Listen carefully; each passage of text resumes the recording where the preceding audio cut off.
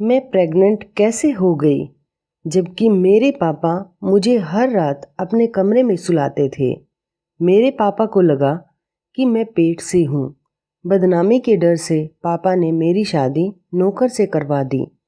मैं बेकसूर थी, पर जब शादी के 6 महीने बाद ही मुझे बच्चा पैदा हुआ तो बच्चे को देखकर मेरे होश उड़ गए, क्योंकि ये बच्चा तो मैं थकी हारी कॉलेज से घर आई तो घर पर पापा को देखकर हैरान थी, क्योंकि पापा तो इस वक्त ऑफिस में रहते थे। आज भरी दोपहर में घर कैसे चले आए? गर्मी और पसीने की वजह से मेरी हालत बहुत खराब थी। पापा ने मुझे एक गहरी नज़र देखा, जैसे कि वो मेरे अंदर कुछ झांकना चाहते हो, और मुझे देखते ही बहुत अजीब लफ्ज़ों में पूछने लगे, मानसी, आज तुम्हें कॉलेज से आने में इतनी देर क्यों हो गई? पापा की बातों से मैं हैरान परेशान उनके सामने बैठ गई और बताने लगी कि आज कॉलेज में एक्स्ट्रा क्लासेस थी, इसलिए मुझे घर आने में देर हो गई। पापा ने सिर से पांव तक मेरी तरफ देखा और कहने लगे, बस इतनी सी बात। मुझे उनका ये पूछने का अंदाज बिल्कुल अच्छा नहीं लगा, पर ये कोई नई बात नहीं थी। काफ़ी सालों से मैं उनके इस रवैये से परेशान थी। पापा को मेरी बातों पर बहुत कम ही यकीन होता था। वो इस तरह सवाल करते जैसे मैं उनसे कुछ छिपा रही हूँ। मैंने कहा, हाँ पापा, बस इतनी सी बात थी। आखिर क्या बात हो सकती है? ड्राइवर मेरे साथ होता है, आप चाहे तो उससे भी पूछ सकते हैं। मुझे कॉलेज ले जाने और ले आने वाला ड्राइवर 24 से 25 साल का जवान लड़का था। उसका नाम आलोक था, लेकिन पापा को उस पर बहुत ज़्यादा भरोसा था। इससे पहले उसका बाप हमारे यहाँ नौकरी करता था। वो लोग बहुत शरीफ लोग थे। जब से मैंने कॉलेज आना जाना शुरू किया था, आलोक ही मुझे ले आने और ले जाने की जिम्मेदारी उठा रहा था। इतना यकीन दिलाने के बाद पापा को किसी तरह मेरी बातों पर भरोसा हुआ। फिर उन्होंने कहा, ठीक है, कमरे में जाओ और फ्रेश हो जाओ, फिर साथ बैठकर खाना खाते हैं। मुझे अपने पापा का यह अंदाज बिल्कुल अच्छा नहीं लगा। कहने को तो वो मेरे पापा थे, पर प्यार करना तो बहुत दूर की बात, वो मेरे साथ बहुत सख्ती से पेश आते। मेरी हर छोटी से छोटी हरकत पर उनकी नज़र होती थी। रात में वे कई बार मेरे कमरे का चक्कर लगाते थे। पता नहीं क्यों पापा को मुझ पर भरोसा नहीं था। जब मेरा गुस्सा थोड़ा ठंडा हुआ तो मैं फ्रेश होकर बाहर खाना खाने डाइनिंग टेबल पर आकर बैठ गई। पापा बार बार मेरी तरफ देख रहे थे, जैसे लगता था कि वो मुझसे कुछ कहना चाहते हैं। मैंने कई बार उनसे पूछा भी कि आखिर क्या बात है, पर उन्होंने मेरी बातों का कोई जवाब नहीं दिया। जब से माँ इस दुनिया से गई थी, पापा ने ही मुझे पाल पोस कर बड़ा किया था। माँ की मौत के वक्त मेरी उम्र लगभग 10 साल की थी, पर अब मेरी उम्र 17 साल हो गई थी। पापा हर वक्त मेरे साथ सख्ती से पेश आते। उनके इस रवैये से मैं अपने ही घर में घुटन महसूस करती। कॉलेज में मेरी एक दोस्त थी, श्वेता। उससे मेरी गहरी दोस्ती थी। कभी कभार मैं श्वेता के घर चली जाती। श्वेता का एक भाई था, आशुतोष। जब मैं श्वेता के घर जाती तो आशुतोष भी हम लोगों से बातें करने लगता। कभी कभी आशुतोष श्वेता को कॉलेज छोड़ने आता। आशुतोष की बातों से लगता वो मुझे पसंद करता है। वो एक अच्छा लड़का था, लेकिन पापा के खौफ से मैं कोशिश करती कि उससे दूर ही रहूं। लेकिन एक दिन मेरी बदकिस्मती थी, यह क्या थी मुझे नहीं पता। पापा मेरे पीछे कॉलेज आ गए और उन्होंने आशुतोष के साथ मुझे बात करते हुए देख लिया। पापा मेरे कॉलेज क्यों आए थे ये तो मुझे नहीं पता, पर उस दिन से मेरी जिंदगी में कयामत आ गई। आशुतोष के साथ बात करते देख गुस्से में पापा ने मुझे एक गाड़ी में बिठाया और अपने साथ घर लेकर चले आए। उस दिन से पापा ने मेरा कॉलेज आना जाना बंद करवा दिया। उन्हें शक था कि आशुतोष के साथ मेरा रिश्ता है। मैंने पापा को लाख समझाने की कोशिश की, पर पापा ने मेरी एक न सुनी और गुस्से में मुझसे कहने लगे, मैं अपनी इज्जत को दांव पर लगते हुए नहीं देख सकता। तुमने मेरे भरोसे को तोड़ा है। तुम्हारी माँ के गुजरने के बाद मैंने हर दिन तुम्हारी फिक्र में गुजारा है। इतनी पाबंदियों के बाद तुमने आज मेरे मुंह पर कालिक लगा दी। पापा की इस बात ने मुझे अंदर से झकझोर कर रख दिया था। मेरा रोना धोना कुछ काम नहीं आया और बिना किसी गुनाह के मेरी पढ़ाई बीच में ही अधूरी रह गई। जबकि आशुतोष के साथ मेरा ऐसा कोई रिश्ता नहीं था कि पापा के सामने मुझे शर्मिंदा होना पड़ता या पापा की इज्जत पर कोई आँच आती। मैं घर में बंद होकर रह गई थी और हर वक्त खामोशी से अपने कमरे में पड़ी रहती। हमारे घर में पैसे रुपए की कोई कमी नहीं थी, पर एक आज़ादी थी जिसके लिए मैं तरस रही थी। मेरे पापा को ही जब मेरे ऊपर भरोसा नहीं था तो मैं गैरों से क्या उम्मीद रखती। एक दिन मेरे पापा के दोस्त प्रमोद अंकल, जो कि मेरे पापा के बिजनेस पार्टनर भी थे, हमारे घर आए। वो आते ही मेरी पढ़ाई के बारे में मुझसे पूछने लगे। मैंने रोते हुए उन्हें सारी बात बता दी। वह पापा के पुराने दोस्त थे और अक्सर ही हमारे घर आ जाया करते थे, इसलिए मुझे उनसे कोई झिझक नहीं थी। मैं अपने दिल की हर बात उनसे आसानी से बता दिया करती थी। प्रमोद अंकल को जब मेरी पढ़ाई के बारे में पता चला तो उन्होंने समझाते हुए मुझसे कहा, तुम फिक्र मत करो, तुम्हारे पापा से बात कर, मैं तुम्हारी पढ़ाई फिर से चालू करवा दूंगा। प्रमोद अंकल की बातें सुनकर मुझे थोड़ी तसल्ली हुई, क्योंकि पापा प्रमोद अंकल की हर बात मानते थे। प्रमोद अंकल किसी दिन पापा से ये बात कहते, इससे पहले ही मेरी जिंदगी ने एक नया मोड़ लिया। एक दिन रात के वक्त मैं गहरी नींद में सोई हुई थी कि पापा अचानक मेरे कमरे में आए तो मेरे मोबाइल की घंटी बज रही थी। तो पापा ने मेरे मोबाइल को उठाया तो फ़ोन पर आशुतोष था। उसने मुझसे ये पूछताछ के लिए फ़ोन किया था कि उसे पता था कि उसकी वजह से मेरी पढ़ाई बंद करवा दी गई। ये बात मेरी सहेली श्वेता से उसे अभी अभी पता चली तो उसे बुरा लगा और उसने फ़ौरन फ़ोन कर लिया, लेकिन पापा ने उस फ़ोन का भी गलत मतलब निकाल लिया। उन्हें लगा था कि मेरा आशुतोष के साथ वाकई में कोई गहरा रिश्ता है। उसके चलते पापा ने मेरा मोबाइल फ़ोन छीन लिया और मुझे कमरे से बाहर निकलने तक के लिए मना कर दिया। ये सब होने के बाद मैं सारा वक्त कमरे में बंद रहती। कभी कभार प्रमोद अंकल आते तो मुझसे मेरे कमरे में मिलने चले आते। वो मुझे समझाते हुए कहते, बस कुछ दिन का इंतज़ार कर लो, मैं तुम्हारे पापा को तुम्हारी पढ़ाई के लिए मना लूँगा। अभी इन सब बातों को 2 दिन भी नहीं गुजरे थे कि एक दिन पापा मेरे कमरे में आए और मुझसे कहने लगे, आज के बाद तुम मेरे कमरे में सोया करोगी। मैं जवान लड़की थी और मेरे लिए पापा के साथ सोना यह शर्म की बात थी। मैंने पापा से कहा, मैं अपने कमरे में ही ठीक हूँ। मेरी बात सुनकर पापा ने गुस्से में कहा, क्यों, रात के वक्त कमरे में तुमसे मिलने कौन आता है। पापा की इस तरह की बातें सुनकर मेरी आंखों में आंसू आ गए और मैंने रोते हुए उनसे कहा, एक बार तो अपनी बेटी पर यकीन करें। पापा ने कहा, जितना भरोसा करना था मैंने कर लिया, पर आज के बाद तुम मेरे कमरे में ही सोया करोगी। उस दिन के बाद से पापा ने अपने कमरे में मुझे सुलाना शुरू कर दिया।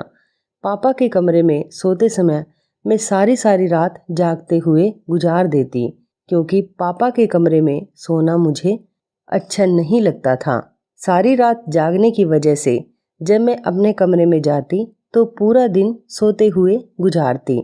अभी इन सब बातों को 3 महीने ही गुजरे थे कि अचानक मेरी तबीयत खराब होने लगी। ऐसा लगता था कि मेरा सिर भारी हो रहा है और मुझे चक्कर आ रहे हैं। पापा ने जैसे ही मेरी बिगड़ती हुई तबीयत को देखा तो उन्हें यकीन हो गया कि मैं प्रेग्नेंट हूँ। मेरी ये हालत देखकर पापा ने गुस्से में मुझसे कहा, देखा, तुम्हारे गलत काम का नतीजा हमारे सामने आ गया। जिस बात का मुझे डर था वही हुआ। तुम उस लड़के से फ़ोन पर बातें ही नहीं करती, बल्कि तुमने हमारे खानदान की इज्जत भी मिट्टी में मिला दी। अब हम कहीं मुंह दिखाने के काबिल नहीं बचे। पापा की ये बातें सुनकर मेरे सिर पर आसमान गिर गया।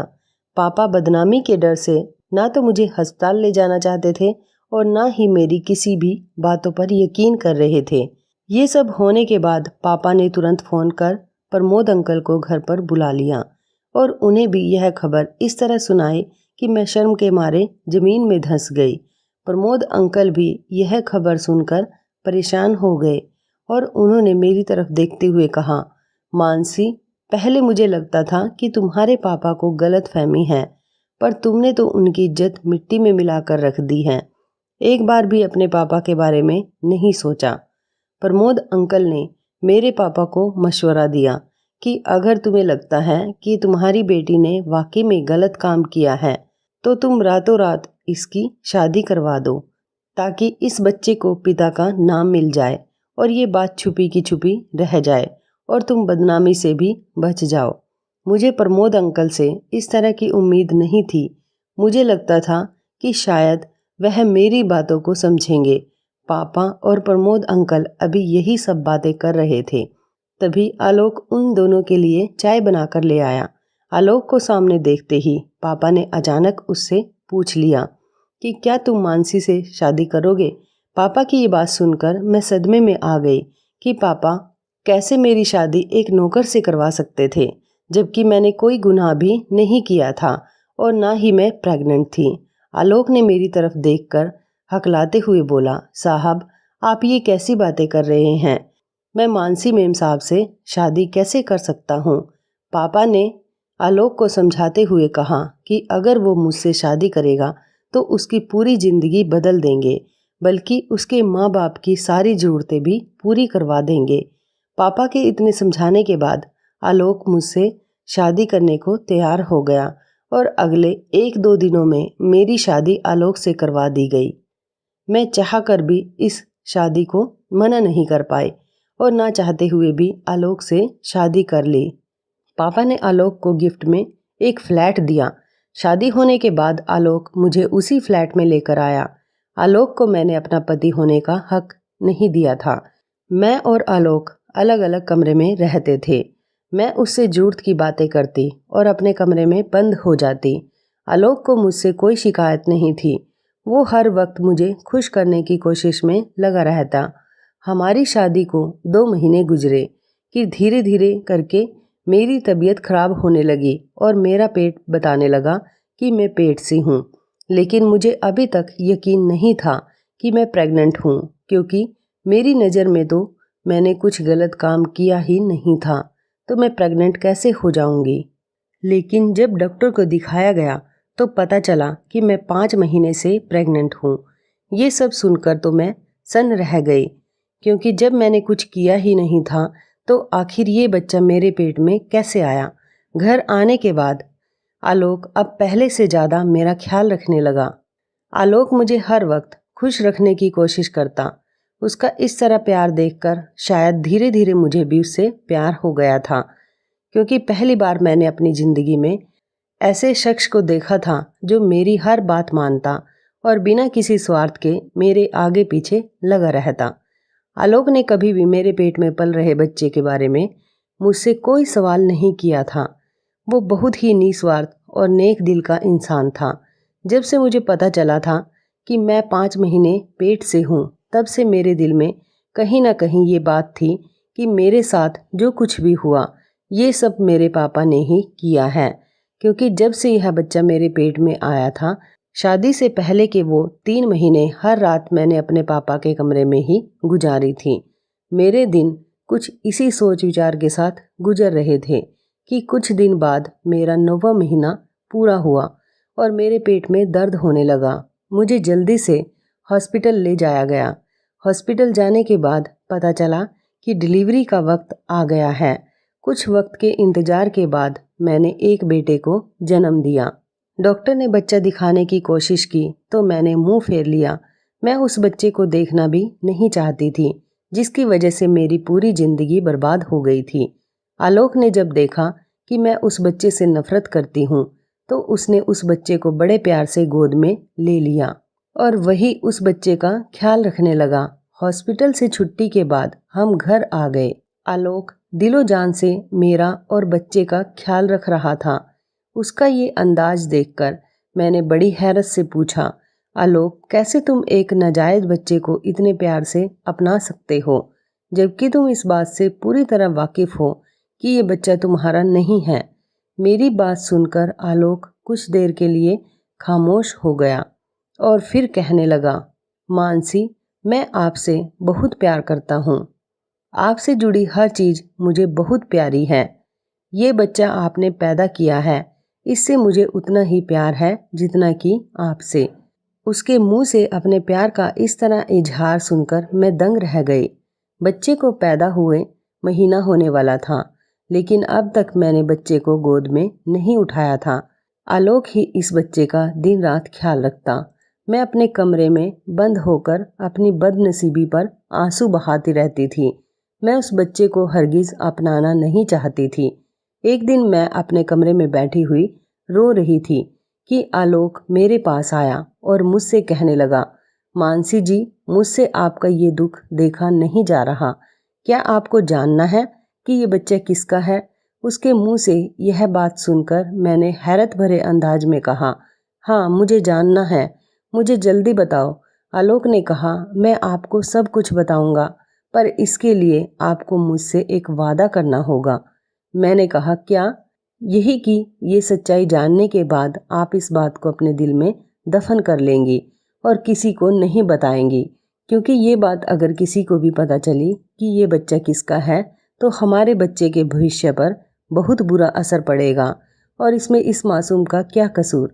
मुझे किसी भी हालत में सच्चाई जाननी थी, इसलिए मैंने आलोक से वादा किया, ठीक है, जैसा तुम कहते हो मैं वैसा ही करूँगी। पर आलोक के मुंह से सच्चाई जानने के बाद मेरे पैरों तले से ज़मीन खिसक गई, क्योंकि इस बच्चे का बाप वो इंसान था जिस पर मैं खुद से भी ज़्यादा भरोसा करती थी। मेरे बच्चे के पिता प्रमोद अंकल थे और प्रमोद अंकल ने ये सब मेरे साथ मेरे पापा की प्रॉपर्टी हड़पने के लिए किया था। प्रमोद अंकल शुरू से ही मेरे पापा को मेरे प्रति भड़काते थे, इसलिए मेरे पापा मेरे ऊपर भरोसा नहीं करते थे। आलोक ने बताया कि एक दिन प्रमोद घर पर आया तो आलोक के सिवा घर पर कोई नहीं था। शायद उस दिन मेरे सिर में बहुत तेज दर्द था और मैंने आलोक से चाय बनाने को कहा था। तभी अचानक प्रमोद आया और आलोक को किचन में चाय बनाता हुआ देख आलोक से पूछने लगा, किसके लिए चाय बना रहे हो? जब उसे पता चला कि आलोक मेरे लिए चाय बना रहा है तो उसने किसी बहाने से आलोक को जरूरी काम के लिए बाहर भेज दिया और बोला, तुम जाओ, मानसी को चाय मैं दे दूंगा।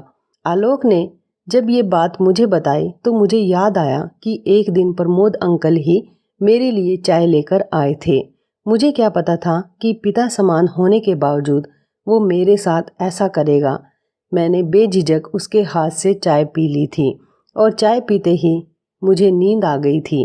नींद नहीं बल्कि मैं बेहोश हो गई थी।